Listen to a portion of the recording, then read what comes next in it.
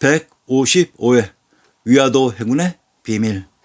소시적부터 고려를 멸망시키고 조선을 건국한 직접적인 계기가 위화도 해군이라고 배워왔고, 역사를 조작해 삽입한 태조 이성계의 사불가로는 어린 나이에게 현 차인에 대한 사대를 심어주기는커녕 아직까지 반감을 가지게 하는 원인으로 기억되고 있습니다. 이성계가 이끌었던 군대는 고려의 군대입니다. 그러한 고려의 군대가 이성계를 따라 고려를 멸망시킨다고 합니다. 도무지 이해할 수 없는 이러한 조작된 설정이 지금의 아리아넥스를 만들었습니다.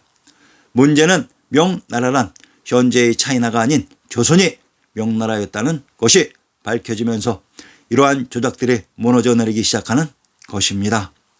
태조 이성계의 사불가로는 역사를 조작한 니은들의 창작 소설이었습니다. 자, 이번 회에서는 아주 간단하게 고려의 황실이 있었던 곳과 태조 이성계가 자리 잡은 곳의 비밀들을 밝혀드리며 이 가운데 지역이 바로 위화도였다는 것을 밝혀드립니다. 위화도 해군의 정체.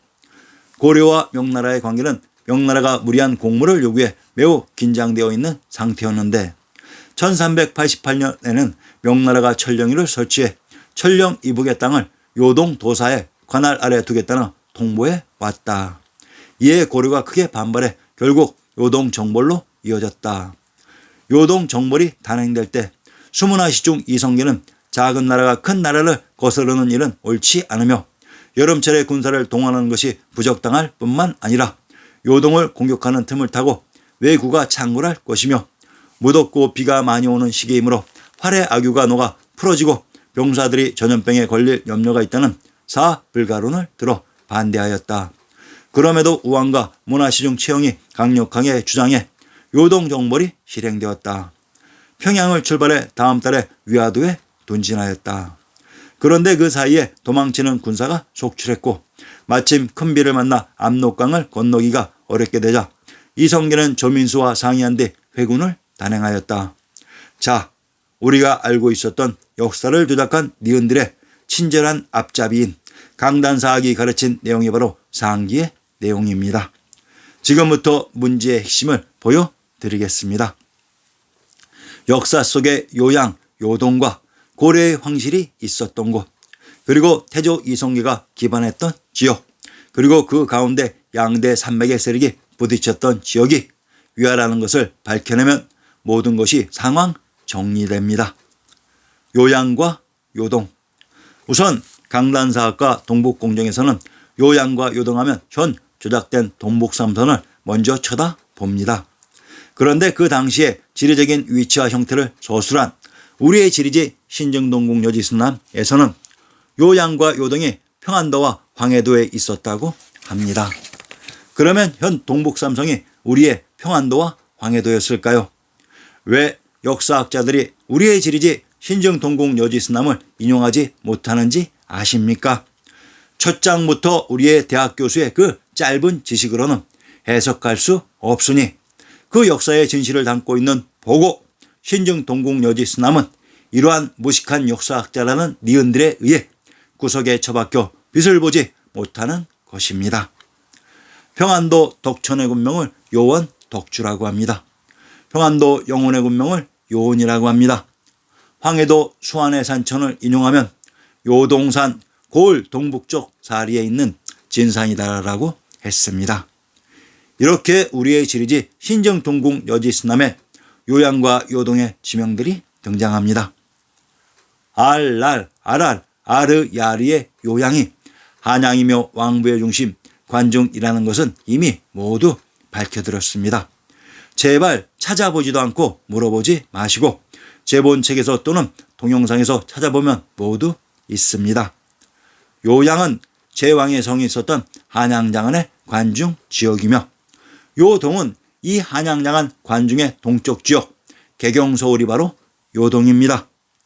명나라인 이성계는 이 요동 땅을 자기들의 관할인 요동도사의 관할에 놓겠다고 하며 한양장안 관중의 고려는 이에 반발해 요동을 정벌한다고 합니다. 자, 이 요동이 바로 위화도 해군의 핵심 지역입니다. 명나라의 공국장인 주원장의 명땅과 태조 이성계의 봉지 단성향 저립대공신의 그 땅이 바로 개경서울의 요동입니다. 즉 이성계는 자신의 봉지인 명땅을 기반으로 고려 황실의 독립을 선언했으나 이에 반발한 고려 황실이 이성계의 땅인 개경서울의 요동을 정벌하고자 했던 것입니다. 고려 황실이 있었던 장소. 자, 그러면 역사 속에서 꽁꽁 숨겨놓은 고려의 황실이 있었던 곳을 반드시 찾아야 합니다. 우리는 통상 고려의 황실이 있었던 곳을 개경으로 알고 있었는데 이곳 개경은 태조 이성계가 있었던 명땅이고 고려의 황실은 전혀 다른 곳에 있었습니다. 자, 고려의 황실이 있었던 곳은 어디였을까요? 위화도를 근거지로 이성계가 군대를 움직이자 우왕은 봉주에서 조전사 최유경에게 이 사실을 보고받고 급히 개경으로 달려가 최영에게 이성계와 조민수를 진압할 것을 지시했다. 이성계는 개경성의 숭인문 밖 산대함에 진을 친 뒤 지문하사 유만수를 숭인문, 좌군을 선위문으로 보내 정문을 뚫도록 했지만 최영의 방어에 맡겼다. 이후 개경을 장악한 이성계의 일파는 최영을 귀양 보내고 왕을 폐위한 뒤 중앙 정치에 실권을 쥐었다. 이때부터 요동정벌계획은 폐기되고 명나라의 연호가 다시 시행되었으며 원나라 복장 대신 명나라 의복을 입게 되었다. 위화도에서 회군한 지 4년여 만인 1392년 7월 마침내 이성계는 신하들의 추대로 왕위에 올랐고 다음해 2월 국호를 고려에서 조선으로 바꿨다. 고려는 개국 474년 만에 34대 공양왕을 마지막으로 역사 속으로 사라졌다. 자, 고려의 황제인 우왕이 위화도 해군의 급보를 받은 고려의 궁실이 있었던 곳이 바로 봉주라고 합니다. 이 봉주라는 지명 기억나시죠? 바로 주원장의 고향이 봉양으로 같은 지명입니다. 고려의 황제가 계셨던 곳이 제왕의 성이 있었던 한양장안의 관중인 봉상이었습니다. 그러면 언제 고려의 황실이 개경에서 한양장안의 관중으로 바뀌었을까요? 고려의 공민왕이 몽골을 모두 내쫓게 됩니다. 이때 몽골의 수도인 카라코롬의 관중으로 고려의 황실이 전도했던 것으로 그래서 황제 우왕이 관중의 봉주에 있게 되었던 것입니다. 여러분들은 지금까지 전부 속으셨습니다. 고려의 황실은 개경이 아닌 관중의 한양장안에 있었습니다. 태조 이성계가 있었던 곳. 태조 이성계가 봉지로 받은 단성향 저립대공신의 땅은 명땅인 길주로 이곳이 바로 천조가 있었던 개경서울의 요동이었습니다.